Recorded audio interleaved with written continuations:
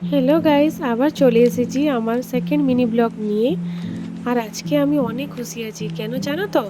আজকে আমার বর মানে আমার হাজব্যান্ড 1 মাস পরে আমাকে আর মেয়েকে দেখা করতে এসেছে। তাই আমরা দুজন বেরিয়ে পড়েছি সন্ধ্যাবেলায় একটু ঘুরতে যাব বলে।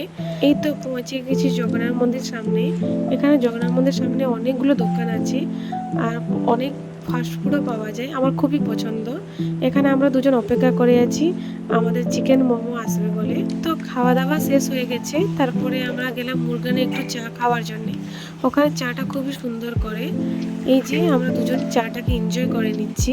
তারপরে ওখান থেকে বেরিয়ে আমরা প্রথমে চলে গেলাম ফলের দোকানে। কিছু বাড়ির জন্য ফল নেওয়ার ছিল, তাই জন্য এখানে আমরা ফলগুলো দেখে নিচ্ছি কোন ফলগুলো নিব। ফল কেনা শেষ হওয়ার পর বাড়ি চলে এসেছি।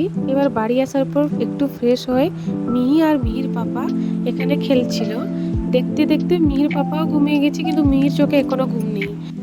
তো আজকে ভিডিওটা এই পর্যন্ত রাখছি। দেখা হচ্ছে কোনো নেক্সট শর্ট ভিডিওতে।